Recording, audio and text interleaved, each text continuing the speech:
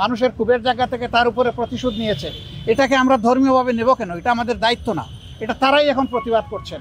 আবার কোনো কোনো দেশ এখানে জড়ায় পড়ছে বিশেষভাবে, সেই দেশেরই বিবেকবান মিডিয়াগুলো এখন তার প্রতিবাদ করছে যে এটা অসত্য। যেভাবে বাংলাদেশের ব্যাপারে পরিবেশ তৈরি করা হচ্ছে, ভীতি সৃষ্টি করা হচ্ছে, বাংলাদেশের পরিবেশ এমন নয়।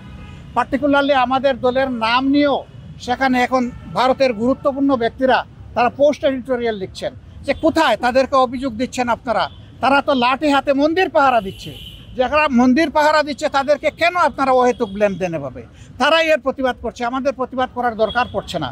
বিবিসির বিশ্লেষণ আপনারা দেখেছেন যে বিভিন্ন ফেক বিষয়গুলো তারা তুলে এনেছে তাদের মিডিয়ায়। বিবিসি তো আর বাংলাদেশের মিডিয়ার মতো আমরা বলতে পারবো না যে কারো দ্বারা চাপের মুখে পড়ে তারা এটা করেছে, আমরা তো তা বলতে পারবো না। এরকম কোনো চাপও নাই তাদের উপরে, তারা কারো চাপের পরোয়াও করে না। আমাদের অনেক সময় চাপে বিভিন্ন অবস্থা সৃষ্টি হয়ে যায়, তারা তো ওরকম না। সেই হিসাবে আমরা আশা করি যে বাংলাদেশে কেউ ওরকম পরিস্থিতি সৃষ্টি করতে চাইলেও, কোনো ষড়যন্ত্র করতে চাইলেও জনগণের ঐক্যবদ্ধ প্রতিরোধের মুখে কেউ টিকবে না ইনশাআল্লাহ। মাননীয় আমির, একটা প্রশ্ন ছিল, সেটা হচ্ছে যে আমরা দেখেছি যে আপনাদের দলকে নিবন্ধন বাতিল করা এবং আপনাদের দলকে যে নির্বাহী আদেশে নিষিদ্ধ করা হয়েছিল, এই বিষয়গুলো আলোচনা হয়েছে কিনা এবং সেটা কবে নাগাদ উঠতে পারে, বা আপনারা তো প্রকাশ্যে রাজনীতি করছেন এবং আপনাদেরকে বড় রাজনৈতিক দল, আপনারা আসলে কি প্রত্যাশা করছেন, বা ডক্টর মোহাম্মদ ইউনূস উনি আপনাদেরকে কি প্রত্যাশা দিয়েছে বা আশ্বাস দিয়েছে?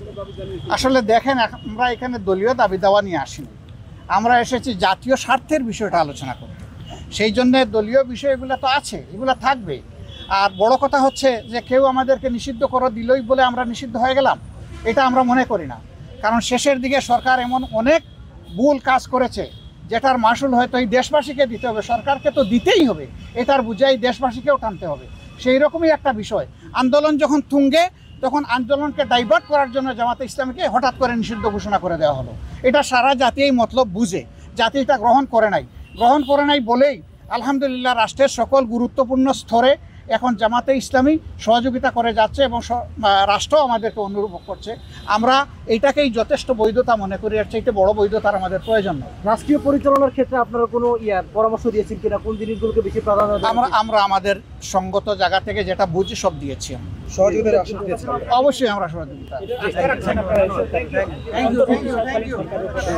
সরকার শুরু হলো, আস্থা কেন রাখবো না? এটা তো জনগণের বিপ্লবের সরকার, আমরা এখনই আস্থা হারিয়ে ফেলার মতো তো কোনো জিনিস আমরা দেখছি না।